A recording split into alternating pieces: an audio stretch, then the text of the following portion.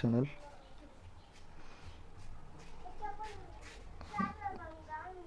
Today I am showing my mutual fund. Today I am talking with my mother tongue also. ఈరోజు మనం నేను invest చేసిన funds యొక్క returns చూద్దాం. Yesterday perform చేసిన రిటర్న్స్. యాక్చువల్లీ నేను ఇన్వెస్ట్ చేసింది 93,000. కరెంట్ వాల్యూ వచ్చి 1,11,000 రూపీస్. అప్రాక్స్ 17,000 రిటర్న్స్ వచ్చాయి.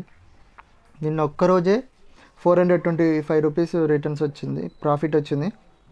అది ఇండివిజువల్ ఒక్కొక్క ఫండ్ వైజ్ చెక్ చేద్దాం మనం. ఇప్పుడు టాటా స్మాల్ క్యాప్ ఫండ్ వచ్చేసి 105 రూపీస్ ప్రాఫిట్ వచ్చింది. Percentage wise 1.04. HDFC defence fund వచ్చేసి 48 రూపీస్ ప్రాఫిట్ వచ్చింది. ఎడ్వెల్ స్మాల్ క్యాప్ ఫండ్ ఇది వచ్చేసి 72 rupees. ICICI Prudential ELSS tax saver fund 19 rupees. JM flexi cap fund వచ్చేసి 24 rupees. Kotak emerging equity fund వచ్చేసి 9 rupees 78 paisa వచ్చింది profit. Nippon India Nifty small cap 250 index 1111 0.33% profit వచ్చింది. అలాగే Nippon India small cap fund 37 rupees profit వచ్చింది.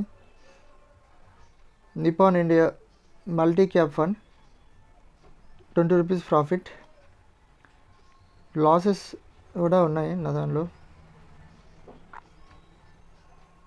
Digital India direct growth fund 6 rupees loss. Aditya Birla PSU equity fund 22 rupees loss. అసలు నేను ఇవన్నీ ఎందుకు చూపిస్తున్నానంటే, ఒక ఇన్వెస్టర్ మైండ్ సెట్ ఎట్టుండాలి. ఇప్పుడు డైలీ మనకు ప్రాఫిట్ వస్తుందా లాస్ వస్తుందా అవన్నీ చెక్ చేసుకుంటూ దాన్ని బట్టి మన మైండ్ని బిల్డ్ చేసుకోవాలి. మనం లాంగ్ టర్మ్ కోసమే ఇన్వెస్ట్ చేయాలి. ఎప్పుడైనా ఈ లాస్ వస్తుంది అని మనం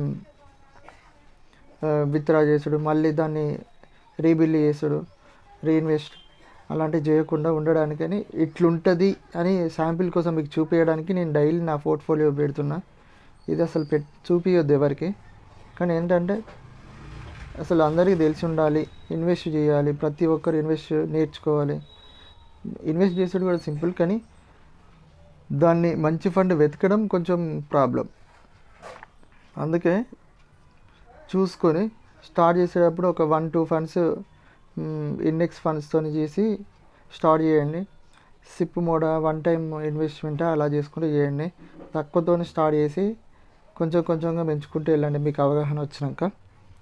నేను మాత్రం 11 ఫండ్స్ మీద ఇన్వెస్ట్ చేశాను, కానీ ఇది ఎక్కువ. ఎందుకంటే నేను ఎవ్రీ టైం రొటేషన్ చేస్తూ ఉంటాను, తీస్తాను మళ్ళీ వేరే దాంట్లో షిఫ్ట్ చేస్తాను అట్లా. అందుకని కానీ లాంగ్ టర్మ్ కోసమే నేను ప్లాన్ చేశాను. Thank you all watching my video. ఈ వీడియో మీకు హెల్ప్ఫుల్ అయింది అనిపిస్తే like and subscribe and share comment. Thank you all.